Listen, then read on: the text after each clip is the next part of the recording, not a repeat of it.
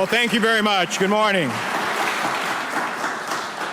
I want to start by thanking the Organization of Iranian American Communities for hosting this luncheon, appropriately entitled Iran Policy Countering the Regime's Threat as the Nation Rises for Freedom. And today's event acknowledges two central truths. First, that Iran's regime is, in fact, a threat. It is nothing more than a brutal autocracy led by ayatollahs who are willing to kidnap, torture, and even murder innocent civilians in order to keep a stranglehold on their power. Anyone arguing otherwise need only to look at the horrific events of October 7th. Hamas militants, in my view aided and abetted by Iran, unleashed a barbaric assault that left more than 1,000 innocent Israeli citizens dead. The images are indelible. Entire families slaughtered by marauding thugs. Concertgoers shot in the back in broad daylight. People butchered. Women raped. Even infants murdered in cold blood. This is the full depravity of the Iranian regime exposed. This is the moral bankruptcy of Iran's destabilizing presence in the Middle East. And this is what all of us in this room have known. That regime in Tehran will violate every international norm, it will support any terrorist organization, and it will unleash untold chaos and destruction in order to further its goals.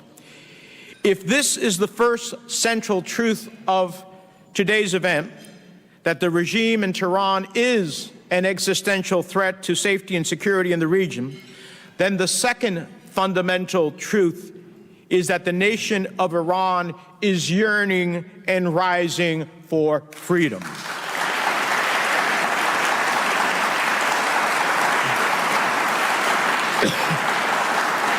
"13 months ago, the senseless beating of Mahsa Amini by Iranian morality police unleashed a global wave of protests. Under the banner of three simple words: women, life, and freedom, brave Iranians risked everything to defiantly burn their hijabs and cut off their hair. The courage only spread from there. At the 2022 World Cup, the Iranian national team used their platform to stand in solidarity with their sisters and brothers back home. And in the face of a brutal crackdown by the regime, one that has claimed the lives of over 500 protesters, the Iranian people have continued to speak out against injustice and repression. Earlier this month, a 16-year-old girl by the name of Armita Gavand suffered serious injuries and was ultimately declared brain dead at a Tehran hospital, all because of a violent encounter with police enforcing mandatory hijab laws. It's further evidence that Iran's brutality and repression knows no bounds.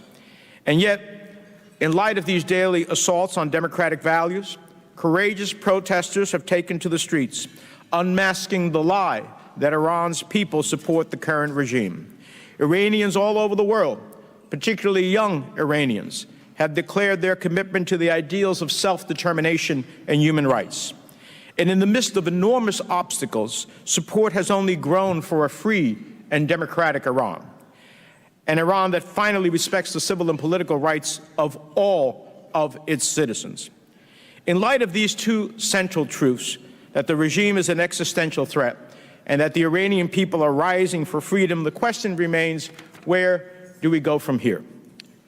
First, we have to redouble our efforts so that Iran never, ever obtains a nuclear weapon capable of wiping out millions in the blink of an eye.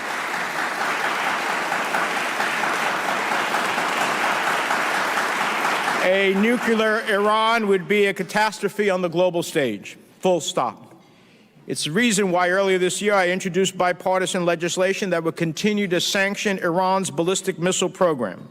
Iran not only violates international bans on the export of missiles, drones, and other UAVs, it supports terrorists like Hamas and rogue states like Russia with the weapons they use to indiscriminately kill civilians. My legislation would codify current U.S. sanctions should Russia, I should say, and China block the UN Security Council from extending them. To me, it's part and parcel of applying pressure on the regime, because in light of its blatant lies about its missile program, in light of the constant shell game that it plays to string along U.S. negotiators and our allies, we have to continue to oppose any agreement that allows Iran to keep its nuclear ambitions alive. I was firm in my opposition to the JCPOA in 2015, and I am even firmer in my opposition now, because any deal that does not dismantle Iranian centrifuge and enrichment facilities is a non-starter. It is a pathway to real risk. Our goal shouldn't be to shrink or limit its infrastructure. Our goal should be to decisively end the nuclear ambitions of a designated state sponsor of terrorism. Second, we must be clear in our commitment to effectively and comprehensively respond to Hamas's terrorist attack on October 7th. I'll say it again. Hamas could not carry out these atrocities on its own.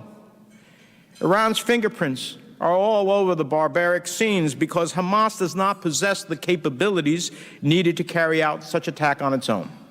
Intelligence and technological factors, only a state actor would have those. And the only state actor willing to assist Hamas is Iran, which is why the time is now for American resolve in the face of unprecedented terror and evil. The time is now for American support towards allies as they seek to eliminate the threat of Iranian proxies on their borders. And the time is now for harsher and more vigorously enforced American sanctions on Iran as the primary backer of terrorist groups like Hamas and Hezbollah. For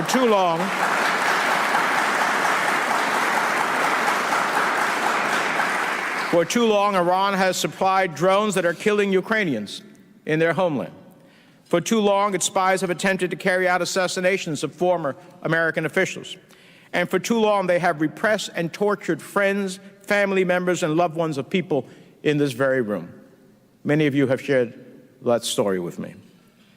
The world caught a glimpse of Iran's true intentions as the single biggest threat to peace and prosperity in the region, as General Jones just said. In response, the United States and the international community must hold it accountable today and every day as it spreads violence and chaos in the region. And yet, as we do so with every weapon in our diplomatic arsenal, we must never forget about the Iranian voices, especially those inside Iran who are carrying out the cry for freedom. This is the third and final piece of the puzzle. The United States has to continue to amplify the voices of Iranian protesters using social media and other American surrogate networks.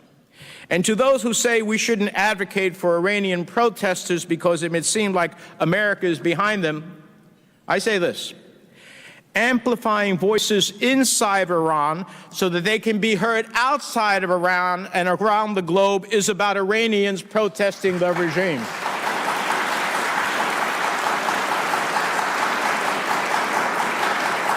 The United States needs to be raising this issue in every international forum, from the UN Human Rights Council to the Commission on Women. We cannot accept situations where the Iranian ambassador in Geneva is somehow appointed chair of the Human Rights Council Social Forum next month. That's pretty outrageous. To me, that's the very definition of putting the fox in charge of the henhouse. And because Iran's record on human rights is so dismal and appalling, because it has demonstrated a blatant disregard for justice and fundamental rights, the U.S. has to stand with the Iranian community. It must stand with individuals in this room. It must stand with the opposition as we elevate the demands of its freedom-loving people. More than anything, we must never back down from confronting Tehran's human rights violation. We must never abandon the women and girls who face senseless repression every day.